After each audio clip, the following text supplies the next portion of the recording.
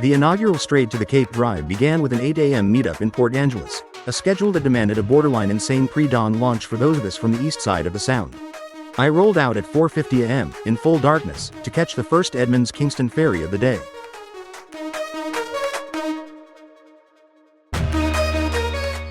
As the Edmonds ferry terminal faded into the distance, an eerie orange glow spread across the Cascade Range. Alone on the ferry's cold, windswept sundeck, accompanied only by the sting of salty marine air, the ship pushed onward into the ominous darkness still blanketing the peninsula.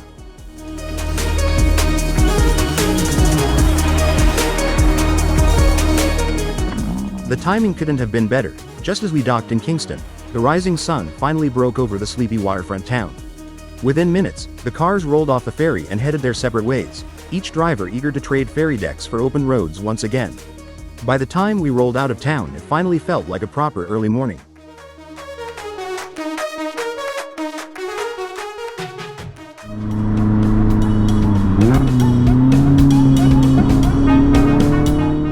Thanks to the ferry schedule, I ended up arriving on the peninsula absurdly early, leaving me with the rare and terrible burden of having time to kill on a quiet Pacific Northwest morning. Or should I say, having time to kill on a quiet Pacific Northwest morning with twisty roads between me and our morning gathering. Truly a hardship.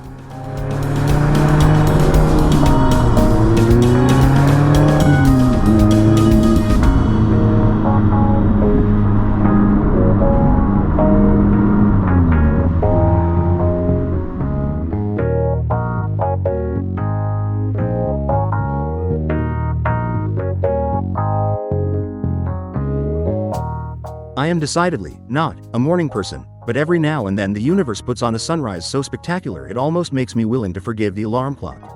Almost. For those unfamiliar with the geography, today's drive took place in the northwest corner of the Northwest, on the Olympic Peninsula, about 3 hours west of Seattle. And once again, Jay on camera shenanigans.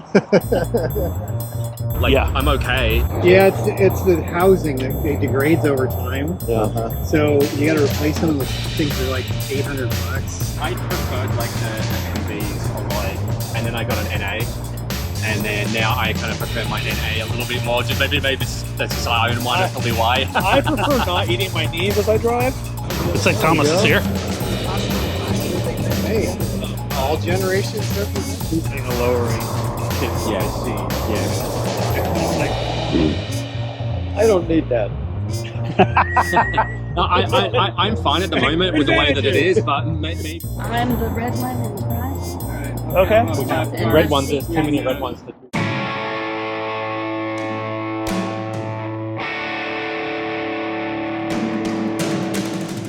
Before long, it was time to roll. Engines fired to life, coffee finally began doing its job, and we set off through downtown Port Angeles. Within minutes, the town gave way to winding roads climbing into the foothills beneath the Olympic Mountains. Exactly the kind of roads these cars were built to find.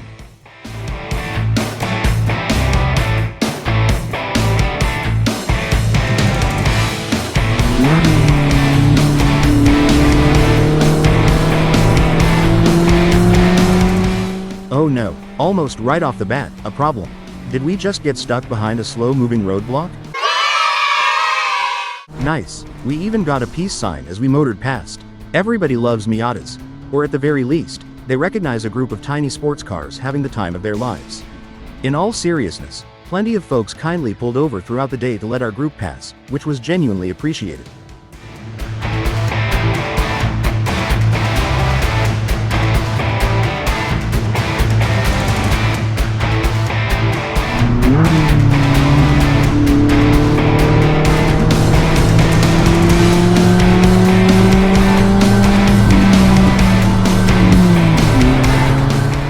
The first road of the day was an excellent choice, flowing corners, a wonderful rhythm, and pavement that seemed to tumble its way down the valley as if it were in a hurry to get somewhere scenic. There was quite a bit of dust on the road, though thankfully not the soundtrack of rocks pinging against paintwork, which is always comforting when you're trying to enjoy yourself and preserve your clear coat at the same time.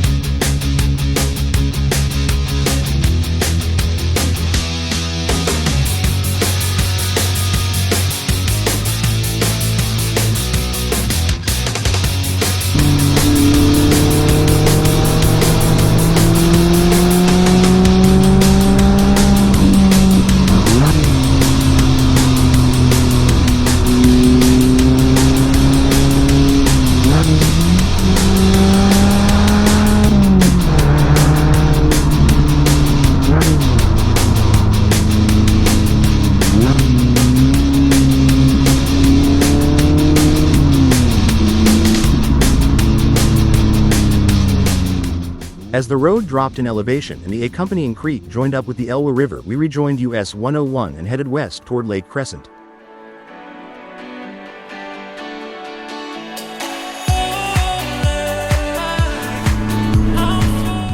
By the time we reached Lake Crescent, the group had gathered back together once again, having gotten around a few interlopers.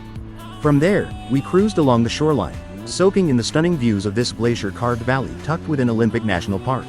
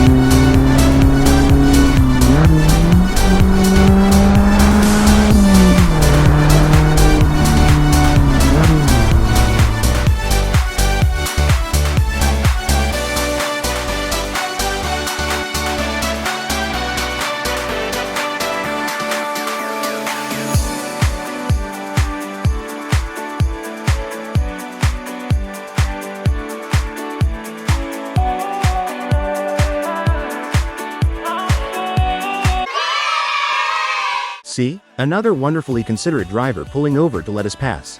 Granted, we had been following him for approximately the entire length of the lake by that point, but eventually he waved us by so we could enjoy the rest of the drive at something closer to the pace we were hoping for.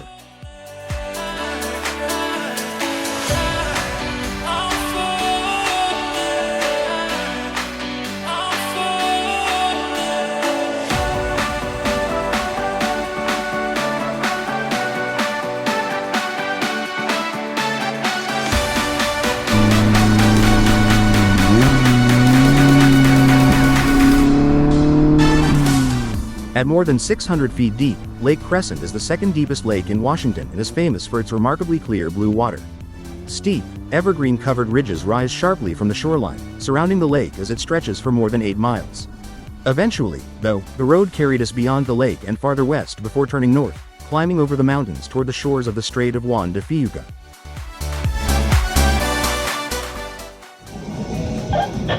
Be making a flight into the restaurant. First break of the day at Clallam Bay County Park. A chance to stretch our legs, admire the scenery, and assure ourselves we definitely didn't need that second coffee. Right? And stick it up here and it starts recording, you know? So it's like super easy. And that one ran out of battery. We're gonna go up there because of the view. The view. View's Because you amazing. can see This is a nice route today. see Yeah, the this is sky really cool. I fun. like It's got that black diamond on it. Oh, it does? Killer. Yeah. It's aluminum, it shouldn't rust like that. And it's like, no, it's a hardtop. This hardtop has a steel truck. Break over, time to go.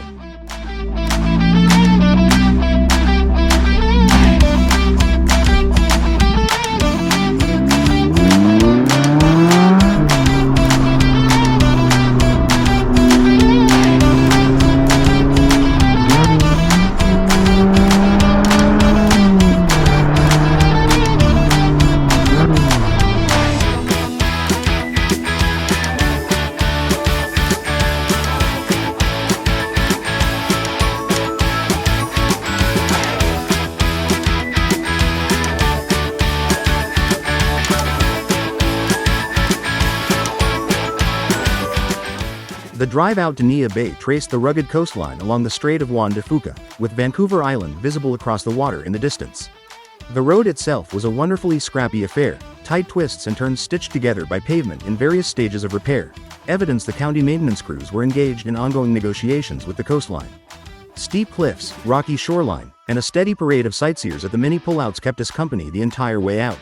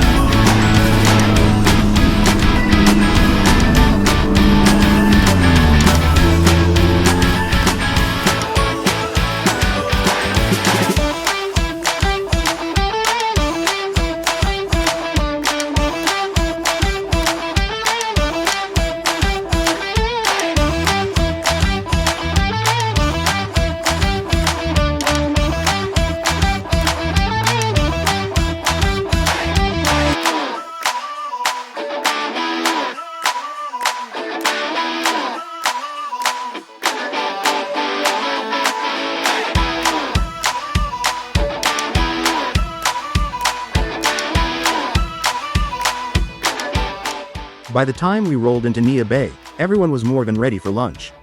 Diane had picked a perfect stop at Warmhouse restaurant, perched right along the edge of the bay with views good enough to make it difficult to remember why we parked the cars in the first place. We buttoned up the Miatas and headed inside for some excellent seafood and a chance to relax for a bit before picking up our passes for the hike out to Cape Flattery. Oh my God. Who's that guy? Hello. You know, we were on a drive though.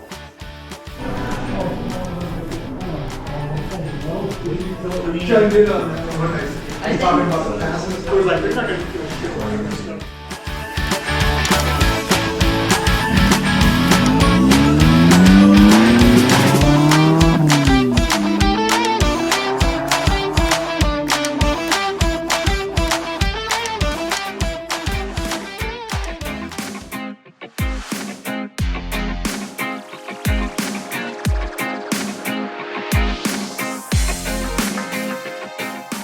Passes in hand, we headed out of Neah Bay for a short drive further west to the tip of Cape Flattery.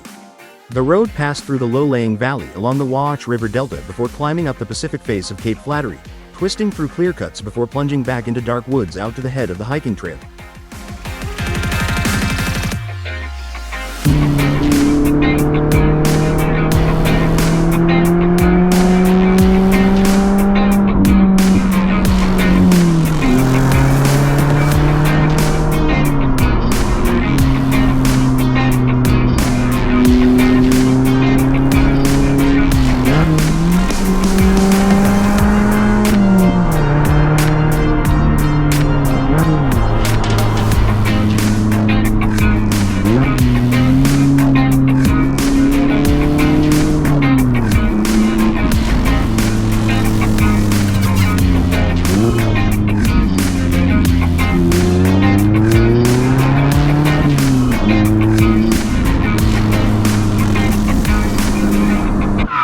Oh, ahem, yes, well, carry on then.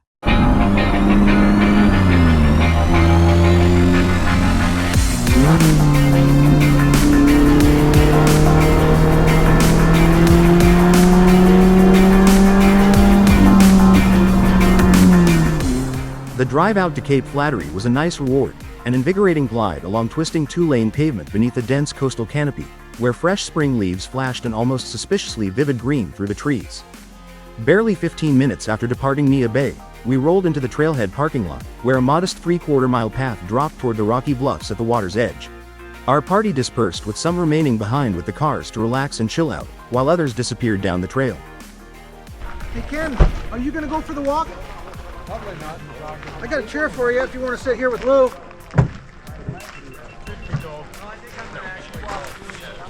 Texting all over the place. Because they got on the bus at noon in Spokane. Well, I have to be at Moses Lake at 9 to drop my daughter off. 2:90 to Moses Lake, drop her off, and I've got the rest of the day to make it back in. Perfect. So what's the funnest run from Moses Lake to Kirk?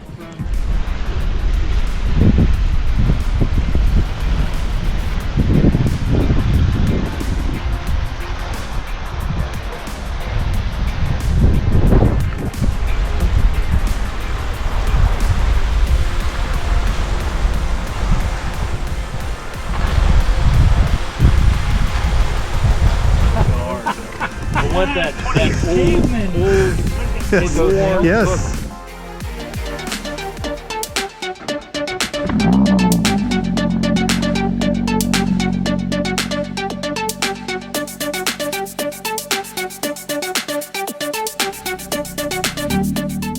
About 3 o'clock we returned to the parking lot, packed up, and headed out, leaving the Cape to return on the only paved road out here.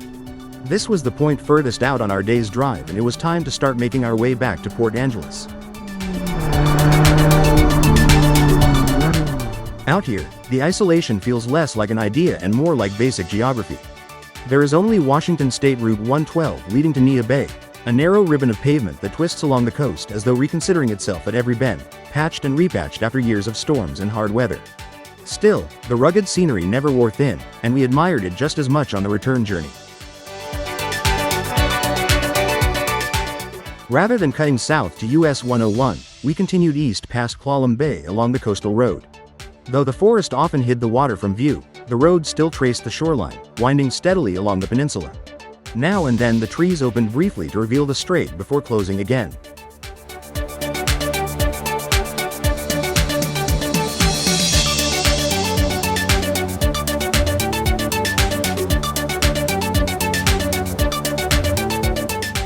As the afternoon wore on and we traveled east, the sun gradually broke through the clouds. Now and then, patches of light reached the road and shadows briefly appeared.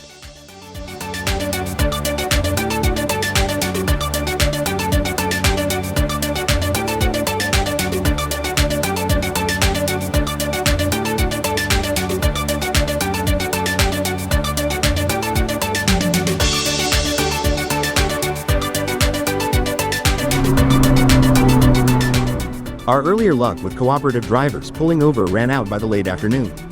We got stuck behind more than one, slow driver. The most frustrating was the shiny behemoth of the Cybertruck who thought he could hang with us in the corners. But he couldn't, of course. And he just kept going on and on and on and on. After an eternity, he finally did yield the road and pulled over, much to our grumping.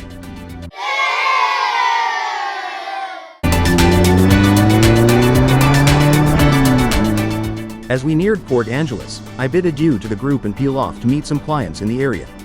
The rest of the group meanwhile, continued on together down the road, squeezing in one more twisty road before the end of the drive. And it looked like a blast thanks to Zeke's hat cam footage. And I'm gonna peel off here. I got an appointment. I want to meet up with some clients. So thank you very much for the drive, and I'll catch everybody later. Looks like the blue NC peeled off too. Everybody made the turn. Made the turn.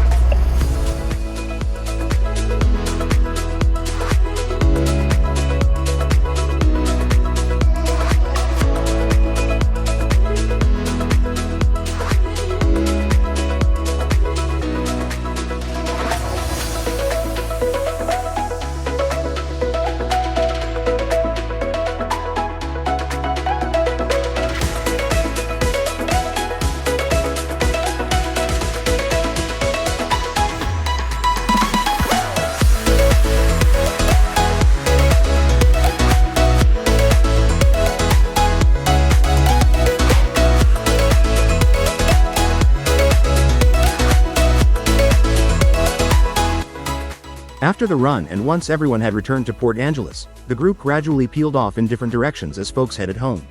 It seemed Zeke and Scott took the opportunity to sample a few of the local favorite roads Diane had pointed them toward. By then, the sun had finally come into its own, casting a gentle golden glow that settled into a pleasantly balmy evening.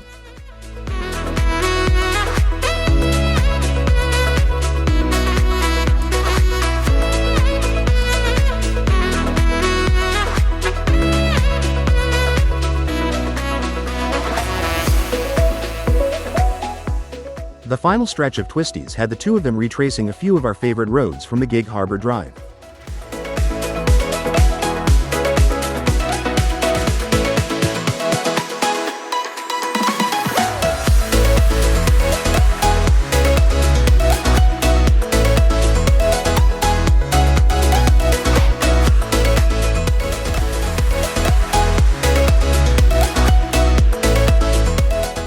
As for me, I stopped for dinner at El Taco Loco before heading to a late ferry in Kingston. By the time I reached the queue, it was already dark, bookending the day the same way it began, in the cloak of night. Still, it was a full one, a wonderful drive with a thoughtful selection of roads and a rewarding hike down to the Cape in great company. Many thanks to Diane for organizing and leading the drive. I'm already looking forward to next year.